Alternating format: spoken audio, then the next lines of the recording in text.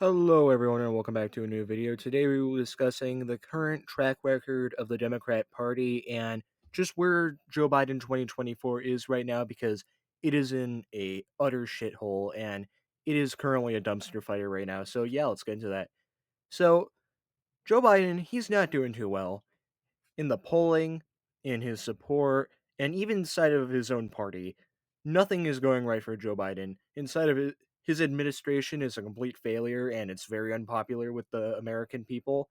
And really, at this rate, the only people who support him are like the very, very radical Democrats. But even then, they're starting to ditch him for a potential other option that more aligns with them, more like I don't know, Bernie Sanders, somebody like that, somebody adjacent to that wing, maybe AOC. But if she ran, that would be a complete disaster too. But Joe Biden doing pretty shit right now. I mean, he has nothing to run on. It's pretty clear that the media has turned on him because he went up to that debate and completely exposed them, covering up his dementia because everyone could see that he's clearly demented. He's way too old to be here, and if he was still mentally fine or somewhat mentally fine in this age, I don't think anyone would really care.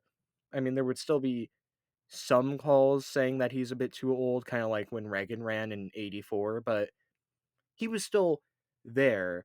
Joe Biden is not there. He hasn't been there for about 4 years, and really, even in 2020, he still technically wasn't there.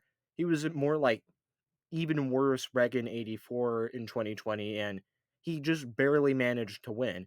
Now, he's completely brain dead. He can't go past 4 p.m. without being a complete rock in the brain, and he just sits there. He can't form a coherent sentence, so Democrats, they're sort of leaning off of him, but they're not completely doing it because I think there hasn't been enough technical support from the higher up Democrats to just completely ditch him and everyone to jump on it.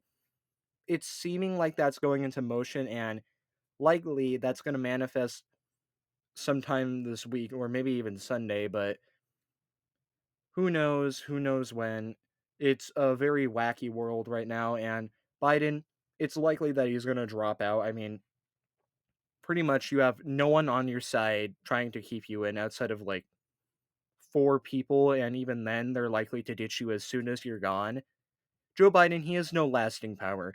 He has no cards to play outside of the fact that the Democrat bench for replacing him is utter dog shit, but they might become so desperate that they have to play to that. Otherwise, they're going to go with Joe Biden and he's going to lose. The thing is, Joe Biden is likely to lose, and that's why they're searching for a different option. The problem with that is that everyone else on the bench is also likely to lose and likely to lose worse than Biden. Kamala is somehow outperforming him. That's how shit he is. And really, all the bench is terrible. You got Kamala Harris. Nobody likes her. She ran in 2020 and utterly failed then, so she's not really that competent of a politician. She ran for the Senate in California and only won because it's California. If she ran in even a moderately swing state, she would have lost because she is such a shit campaigner that she lost 2020, which that was impressive. She somehow lost that race despite the fact that pretty much everyone was on her side. Everyone wanted her to be an even more diverse Hillary Clinton. She had everybody on her side, and she was so unlikable that crusty old Joe Biden could come in and just beat the shit out of her on the debate stage. And she pulled every card imaginable, but nobody likes her. She got praised for what, 20 years in California, and then as soon as she runs, nobody likes her and nobody wants to support her, and that's why she had to drop out. She's only in the conversation right now because her skin color and the fact that she's a woman. That's pretty much the only reason that Joe Biden picked her, and that's the only reason why anyone would ever consider her for the presidency because she's the vice president and she's tied up with the Biden Harris money, so she could technically make a play for that because if they don't pick her, then you can't use all that campaign money that you just fundraised for. So you need to start a completely new batch of funds, which is going to be difficult and it's going to put you at a very severe disadvantage because you can't access a ton of money now because you decided to switch your candidate. But Biden, he's likely to not endorse Kamala Harris at all. I think he knows the fact that if he endorses somebody and they go on to lose, his reputation will still be tarnished. He wants to go out there and say, "Oh, I'm surrendering my power. I'm surrendering the nomination to save democracy." Do all that. They're going to praise him as some unsung hero. Wow, he's so great. He's saving democracy or some dumb bullshit like that because if he does run and lose them the election, they are never going to let it up. This is not going to be a Hillary Clinton 2016 thing where they can just kind of blame everything on everything else like Russia, all this crap because they don't like Joe Biden. They really don't like Joe Biden. Obama doesn't like Joe Biden. Pelosi doesn't like Joe Biden. Nobody likes Joe Biden. They completely swept him aside when he was vice president for Hillary Clinton. That's how much they don't like Joe Biden. They only picked him in 2020 because he's not Bernie Sanders, which Bernie, he's also on the bench. And is it really a shocker that he's going to try and make a play for the presidency once Joe Biden is out of the ring? Because once Joe Biden is gone, the radical base just completely takes over the Democratic Party. I mean, it's already pretty radical right now, but like the far left, the actual socialists are going to take over the party and Bernie is going to be running it with AOC. Would that be a shocker if a Bernie AOC ticket was a thing or Bernie Whitmer or something like that? If Bernie makes a play, he still has a pretty good shot as long as he can get over Kamala. I mean, the hands would probably be tied. Maybe Gavin Newsom could probably make a play, but he's even more unlikable. I don't think anyone likes him. Ron completely destroyed him in a debate, so imagine him going up against Donald Trump. He would get swept the floor with, and then any VP pick that they can pick, Gretchen Whitmer, she's a terrible debater, but she's still relatively popular, which would probably get instantly washed away as soon as she started debating JD Vance. You got Josh Shapiro from Pennsylvania. Again, a popular governor there, but still, it's not going to guarantee Pennsylvania because it's a swing state and Trump is doing very, very well there. And once they're on the ticket, once Gretchen Whitmer or Josh Shapiro or whoever they pick, as soon as they're on the ticket, then they might have their reputation damaged because now they're associated with Joe Biden. And you don't want to be associated with Joe Biden.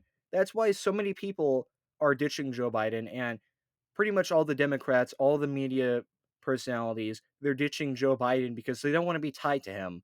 They don't want to be tied to him when they make a future play in politics or they're doing their show or literally anything. Associating with Joe Biden and his administration is like political cancer. It's like calling yourself a neocon. It is the worst thing that you could possibly do, and all the Democrats are going to ditch him. They're already ditching him. Pretty much all the Democrats are going to ditch him as soon as he says, I'm dropping out of the race.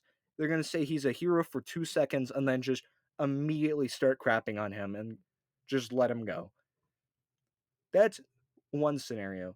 The other scenario is Joe Biden sticks in, he loses to Donald Trump, and then he's the ultimate villain. He's the Jimmy Carter now.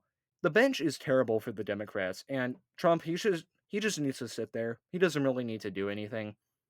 No matter what the Democrats do, they're fucked. They don't really have a actual play to actually win this election in the popular vote even. I mean, the popular vote, that was almost guaranteed for Democrats up until like a year ago. Now, Trump is looking like he's likely to win the popular vote, which he didn't win last time or 2016 even.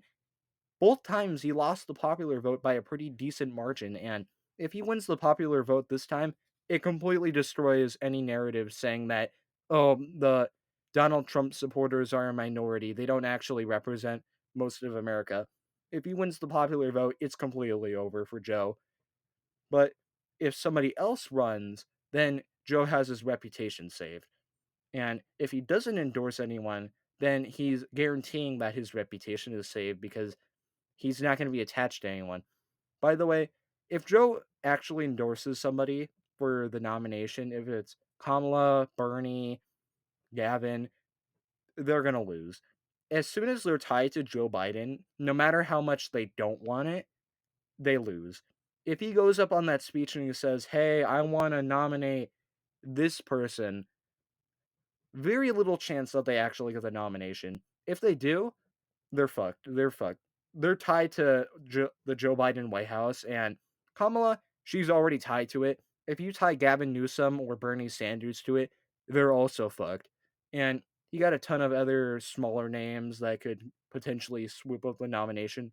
Pete Buttigieg, he's tied to the Biden White House. I mean, he's been serving in it, and he hasn't really done that well. He's been doing absolutely nothing, which is not what he's supposed to be doing, but I mean, he's just kind of there. He won Iowa, and that's pretty much all he's known for.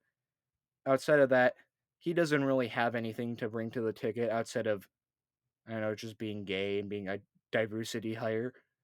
But anyways, the entire bench for the Democrats, it's complete shit. The Republicans, however, they have a really good bench. They got Trump, they got Ramaswamy, they got Ron DeSantis, they got JD Vance. They got a ton of options. And really, they've cleaned house. They've cleaned all the bad apples out, and now they're rallying around Trump, which is the complete opposite for the Democrats. They're all abandoning Biden, and they're kind of having a little civil war amongst themselves, which, given precedent of history, whenever you have an election where a party is split, you're just going to let the other guy win. This is what happened in 1912. Republicans were split between Teddy and Taft. Guess what? Wilson won. And nobody really liked Wilson, but he still won.